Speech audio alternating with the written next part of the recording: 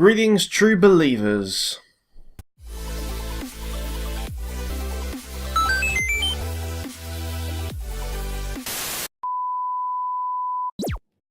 Welcome back, guys, it's the Raw Geek here.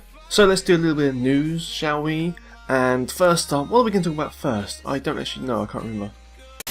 Ah yes, I saw some news this week that apparently it's likely that the next Call of Duty game will go back to the roots of World War II. Now what does that mean? What that means is that I might play it.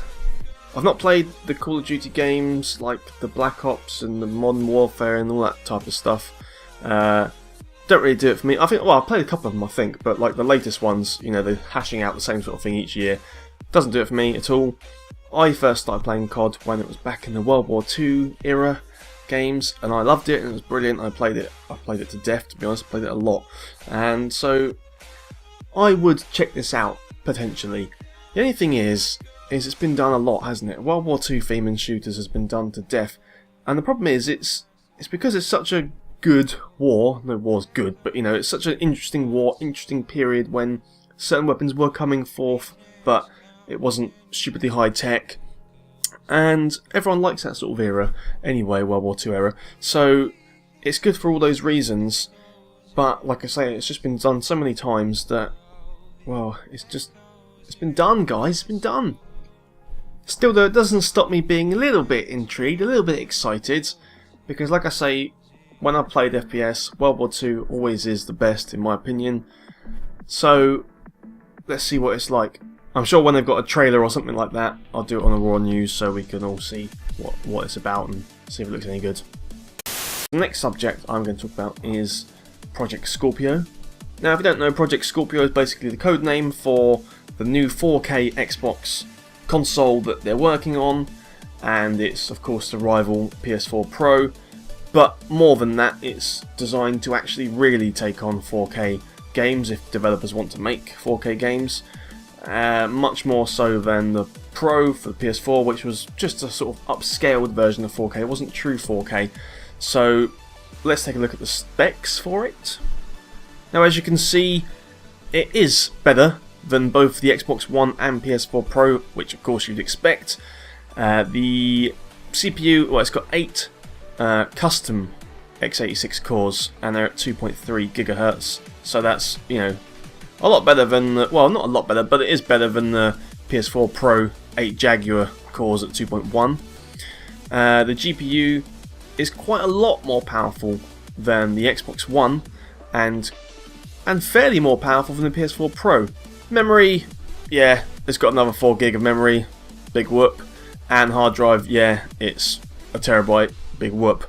But as you can see, the drive is a 4K Ultra HD Blu-ray drive. So, like I say, this may be the console you need to watch your 4K movies on your 4K TV if you've got any of those things, which I personally don't. And developers can make games aimed at 4K or upscale, you know, their current games at 4K. And apparently it is quite backwards compatible, so it will play your old Xbox games, Xbox One games, whatever, and they'll be running smoother, presumably. So it's a pretty good upgraded console. But it is mid-gen, isn't it? And it does seem a little bit pointless in some ways. It's not next-gen, and I don't really understand why they're worrying too much about that. I think they should go all out for a next-gen console, and when 4K is really taking off, this is to fill the gap somewhat. Like I say, there's nothing wrong with that, but it does seem a little bit pointless in some ways. However, it does pique my interest because it has got the capabilities for Ultra HD, and it would be something to potentially force me into buying a new TV. So I can see why people would be interested. If you've not already got an Xbox, and I haven't, it's definitely something to consider, but I'm sure it will be fairly pricey. I've heard roughly £400. It may well be the same in dollars, so $400, or it may be quite a bit less, because of course usually UK gets it a lot more expensive, so it could be $300, I don't know, I have no idea. But, you know, it's a fair whack of cash, but it does look pretty specced out, but not as specced out as you would expect from the next gen. But they're not worried too much about that because PS4 Pro's not been out that long, and they're just trying to sort of one up that for the time being, and then in a year or 2 or 3 or whatever, we'll get more 4K stuff, and people will declare that it really does make a difference, even though the human eye can definitely not tell any difference at all, but that's another conversation. So yeah, Ultra HD, brilliant. When we're gonna get like Ultra Mega Super Saiyan HD, that's what I want, yeah. And from one piece of tech to another piece of tech, and this is the shit gadget of the week.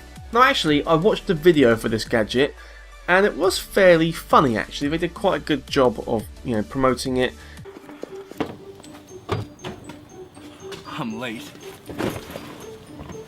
When I'm in a hurry, I tend to forget things.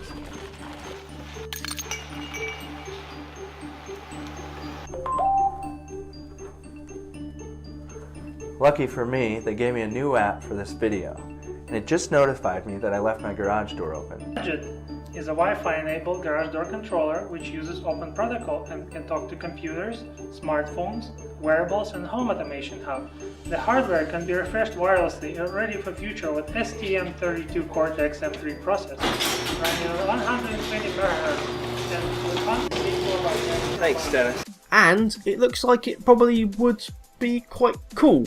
However, the one thing I do have to point out is that they say it's really easy, just hook it up to your existing garage opener, and the picture is just some guy putting some live wires onto the little prong things. It's like, you're gonna kill yourself. They need to say on that, please make sure you turn all power off first. They will literally have lawsuits from people killing themselves. Just attach a couple wires to your existing garage door. But no, that's not why it's the shit gadget of the week. Whether it works or not, I don't really know. It seems like maybe it does, but according to one guy, it doesn't work very well. So Garadget, basically Gadget, that's what they call it, has had some negative comments written by one consumer. Now this was funded on Indiegogo, and one guy took to the internet, like people do, and said this is a load of shit. Now, that's fine, that's his opinion, he's allowed to do that. And I can understand why the maker might be like, oh, shut up. What the maker did is a huge mistake and lapse of judgment. He disconnected the server capability so that the guy could access his garage with the, you know, Gadget, so that he was locked out of the system and he couldn't, you know, open or lock his, or, you know, close his garage door. That is wholly inappropriate. Naturally, the guy who did this has been really thoroughly told off and said it wasn't the best thing to do. But what it does tell you is that these things funded on Indiegogo, they're not all that secure. It can just be a guy in a shed making a prototype, gets loads of idiots, backers to fund it, but he could retain ultimate access. And I'm sure big companies do that sort of thing as well, but it shows how easily hackable it is, or the fact that, you know, trying to put your trust in something which is for security, to keep your loved ones safe, your household possessions safe, and you're buying these gadgets on the internet because they look cool, but actually some guy could just turn it off or give the code to friends, or it could be easily hacked because it's not been tested properly. All those sorts of things should make the consumer worry, and this is going to be such a negative advertisement, a negative advertisement for buying online gadgets, because you know, you don't know what they're putting in them. I suppose the Americans would say advertisement, but I tried to say advertisement. And just off the back of that, and the fact that things aren't necessarily as secure as they make out, I did just thought I'd put into your attention that there was a sex toy with a camera on it, and apparently it's really easily hackable, and loads of people were hacking it, and they could see everything that's going on. You just drive around with your Wi-Fi, find someone using one. It's trivial, apparently, to log into it, and, you know, things were seen. Things with these apps, and I realise gadgets are supposed to be fairly useless in some ways. They're just a bit of extra tech you don't really need to survive, but it's a bit fun, a bit quirky, you know, a bit cool. But when it is for things like security and locking doors and stuff, I don't trust that stuff. Remember I did one of these before, I did it on Ultra Lock, and the thing looked stupid and made it, I think, easier to break into a house, because it was just gave so many options to get into it, like backup plans, like or if you've forgotten your code, there's a button underneath and all this sort of nonsense. And I was just like, no, just lock it with a fucking key. Like, you don't need to reinvent the wheel sometimes, yeah? But at the same time, I would like to have a mansion. I just sort of come home and I press a button and all the doors open, all the lights turn on, and 1,000 really attractive women come out to welcome me home, and my food's all made by a robot. And I suppose that would be pretty cool. But I'm getting off track a little bit there. So yes, that's about it, guys. That's all I want to talk about. But I did just want to mention again about the Defenders teaser thingy. And my previous video was I watched a little teaser and they're in the elevator and I saw a few things and I looked into those things and found various websites and little clues. I mean, I looked online to see if anyone found exactly the same sort of thing and saw some stuff there and what they were theorising about, which is all pretty cool. And I think I picked up quite a few things, so if you want to check that out, make sure you do, because if you're interested in the Defenders and Marvel shows, it's little cool little thing, little clues and viral sites, and I like all that sort of stuff, so check that out. There's no point in me watching and reacting to it again here because I've done the video, so I'll put it up somewhere for you to click. It'll probably be at the end, actually, in the cards bit, and you click on the thing and then you go to the video. It's all very technically, whizzically, amazingly magical, and so that's about it.